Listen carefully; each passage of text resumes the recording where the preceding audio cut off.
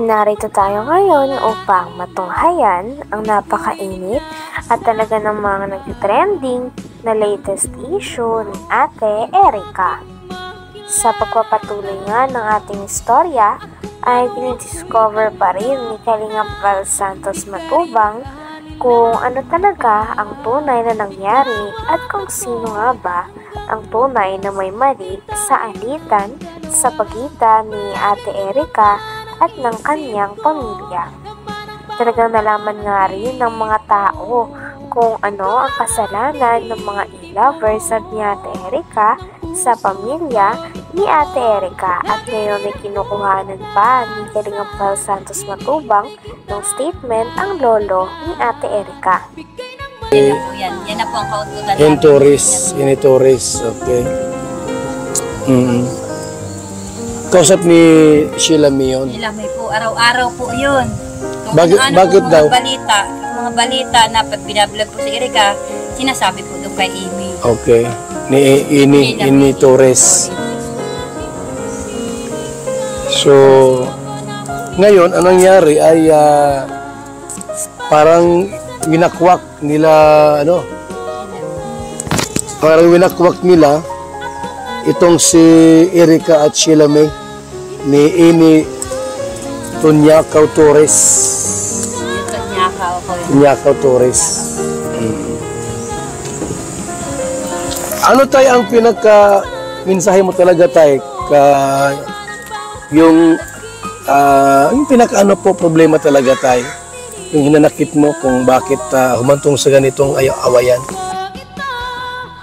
Ayon naman kay Lolo Miguel, yung talagang mensahe niya din kay Ate Erica at isa sa mga hinanakit nito ay hindi marunong tumanaw ng utang na loob si Ate Erica, pati na rin ng kanyang ate. Sapagkat bilang mga tao na nagpalaki, nag-aruga at talaga namang naghirap na palakihin si Ate Erica, ay masakit para sa lolo at lola niya na basta-basta na lamang nila itong tatalikuran. Na-ospital nga ang lola ni Ate Erica, ngunit masakit pa dito ay hindi man lamang nila ito pinuntahan o dinalaw. Talagang nagpapakita din ito na wala ng pake si Ate Erica at si Sheila May na kanyang ate sa pamilya na talaga namang nag-aruga at nagpalaki nung sila ay bata pa. Sa amin yan. So parang parang pinalimutan kayo nila Sheila May, nila Erica, pero pinalimutan kayo. Yun ang hinanakit mo doon. Sana man lamang tumanaw ng utang na loob. Ang inulan yun, nasa ospital, di man lang damayan. Nasa ospital, nasa kasayahan sila, nasa paliguan. Sino-sinong kaakit. Yung lula niya, nagtatalin ng dulo, naging sa isang... Hindi ba kayo bibigyan ng pera? Nila Sheila May? Wala po yan. Erica? Wala po yan. Kailan kayo ulit binigyan ng pera? Nung nakabablog pa kami kay Ram. Ay, kay Kalingap Rab, yung binablog pa kayo. Yung mismo galing sa kanila na galing sa nila Erica, nila Sheila May, galing kay John A. Ay, wala po akong binigyan. Wala kayong binigyan? Naibigyan lang sa akin pera. Pag ibinili ko talaga ng sangkap ng bahay nila at inutusan ako nila. Hindi mo naman sa iyo yun? Hindi sa akin. Hindi sa iyo. Hindi sa akin. So wala talagang binigay sa inyo? Hindi lang naman. Ngayon, bakit po humantong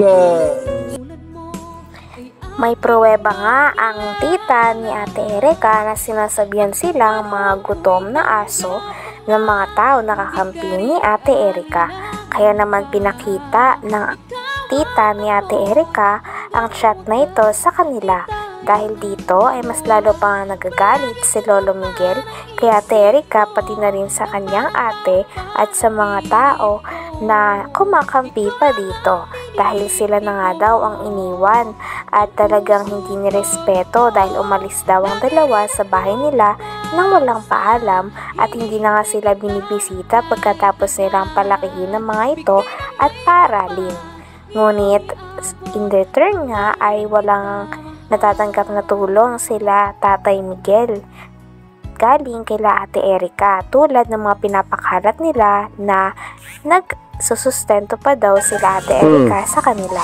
Yung halimbawa, nagpapalabas po sila ng mga bagay-bagay na kay Erica po na para sumikat at gusto nila, mag-agree pa rin si Papa na totoo, nakakatanggap kami ng pera, totoo na kay Papa ang pera. Hindi naman. Kahit hindi naman po. Yun lang po yung inaano ko, point ko po doon na gusto ko po malinis yung pagbibintang po. Siyempre po yung mga tao po nakakaalam na akala po nila nasa amin po ang pera, kala Papa po. Kaya Kuya Bal, ganyan nangyayari. Kaya ganyan ginagawa sa amin. Dahil doon sa sasabing pera na dahil sa amin buwan-buwan, sila ang kumukuha. Ang biyabato, nasa amin. Wala naman sa binibigay. Kaya sumikat, magkaroon silang pera. Kaya ganyan ang sabihin nila. Bigyan sila ng bigyan sa kanila. Hindi mabibigyan yung ulan niya. Ginagamit lang ako. Ginagamit kami mag-asawa. Si ano ang stand Region A? Okay naman sa kanila? Okay naman sa Pinaparatangan din si Lolo Miguel na siya daw ang kumukuha ng pera dahil siya daw ang inuutusan o pinapakiusapan na bumili ng mga gamit sa loob ng bahay na pinagawa ni Sir Jun A para kay Ate Erica sa kanyang pamilya. Ngunit kiit naman ni Lolo Miguel ay wala naman daw napupunta sa kanya sapagkat pinapabili lang daw siya. At kapag pinabili daw siya ng gamit ay binibili niya naman daw talaga ng walang labis at walang kulang. Talagang ang source ng pera ay nanggagaling kay Sheila May na Ate Erica. Dahil sa kanya daw nagpapadala at siya ang kumakausap kay Sir Jun A. Sabi pa nga ni Kalingap Val Santos Matubang ay may tuturing talaga na parang buhay prinsesa si Sheila May stand Region A. Okay naman sa kanila? Okay naman sa kanya na kahit tumulong siya kay Erica, kina Sheila May, tapos kayo, ano problema? Okay lang Region A yun? Nung wala sa kanya? At nag-uurosap naman po sila. Kwarto ko, naalis sila, napunta doon sa bomba. Kasi nag-uusap matagal, di ba? Nakikialam. Kala ko kung ano lang ang pinag-uusapan nila. Sa telepono? Sa cellphone. Buti may signal dito. Meron kami. May wifi dito. So wala pa itong bahay, dito sila nag-i-stay, nakatira. Nag-kiss ko, hindi lang. Sino naglagay ng wifi sa inyo? Ikaw nagpa-wifi ka? Okay, so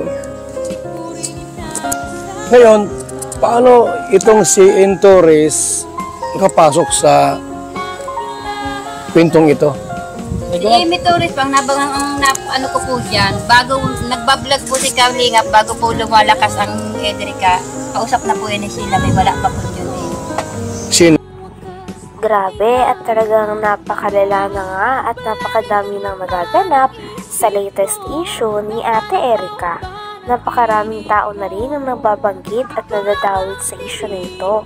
Kaya naman tinatry pa rin ni Kalingap Val Santos Matubang na malaman kung sino talaga ang may mali at nais niya nga rin na magkaroon ng pagkakataon kung saan magkakabati si Lolo Miguel at si Ate Erica. Dahil para sa kanya, ang isang pamilya na nag-aruga sa dalawang bata nito ay mahalaga patin at dapat kilalanin nila.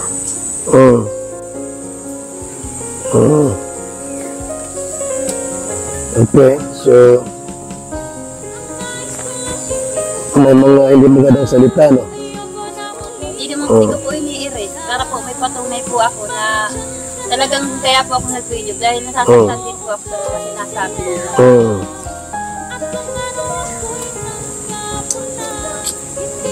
Okay.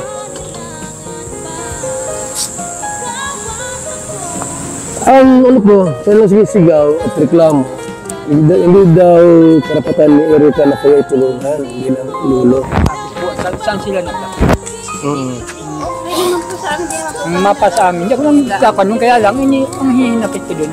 Bakit saan sila naglaki? Mapa sa amin sa 1 taon pa lang kalaki. Kasi sila may 2 taon. O saan pinaaral ko? Ay yung nanay niya nagkapasarap sa Maynila. Yun. Nasa amin yan. So parang ano tayo, parang Hanggang dito na lamang muna ang ating napakainit, nagtitrending at talaga namang mas nakakaintriga na issue ni Ate Erica. Maraming salamat sa inyong panonood. Hanggang sa muli. Bye!